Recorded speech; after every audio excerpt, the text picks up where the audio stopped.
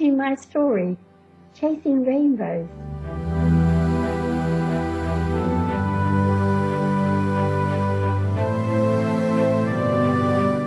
Chapter 16, An Emotional Bond. Joseph waited patiently for Jess to return home. He knew she would probably refuse to listen to him, and yet he must be honest with her. He felt cheated, knowing how his father had deceived him. Joseph thought he could never forgive him.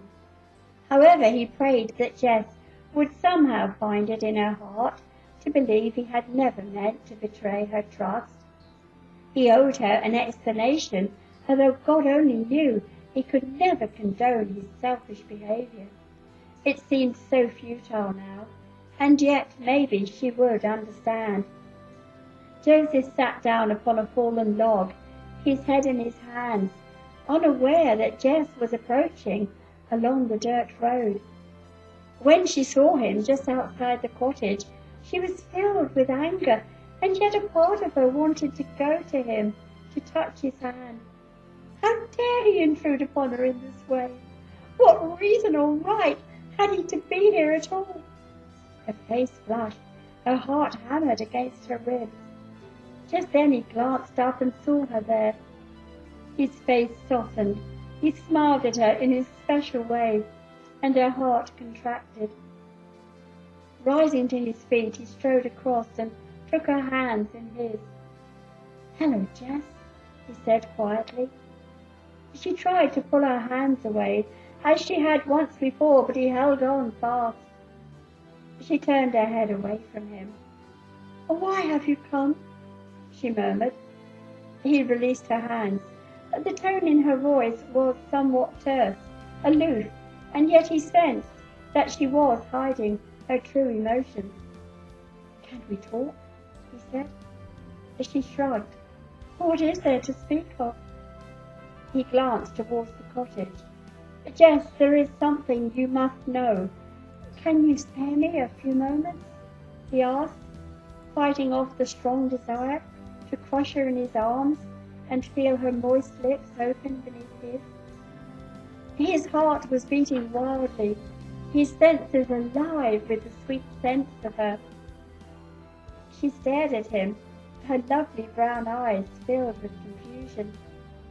"Say what you must and go," she replied, trying to keep her voice from trembling. Very gently, he tilted her face towards him, desiring her with every fibre of his being.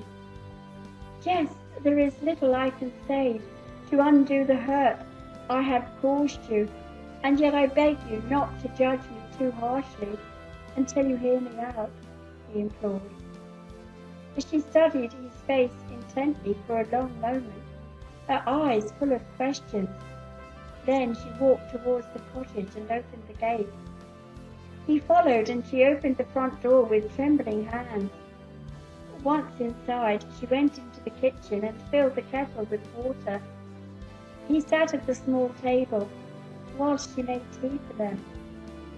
Watching her as she fetched the teacups, he thought how beautiful she looked, with her glorious hair tumbling about her shoulders, the flush upon her cheeks. He longed to take her in his arms and tell her how much he still missed her, and yet he must resist the temptation. She sat down opposite him and poured the tea from an earthenware pot. She glanced at him as she handed him his cup. "I'm willing to listen," she said quietly. After he had given his explanation, she sat very still, her face turned away from him. Pushing back his chair, he came to her and put his arms about her slender shoulders. "I thought I could live without you. I know how resentful you must feel towards me, Jess, and the wrong I've done you. I'm to blame for all of it. If only I could change things, you know I would." His voice was hoarse with emotion. Tears came to her eyes, and she brushed them away angrily. "Jess, my love, don't cry," he murmured against her hair. Then suddenly she was in his arms. her body trembling with emotion. Joseph held her close, soothing her as he murmured her name. She clung to him as he held her in his gentle embrace.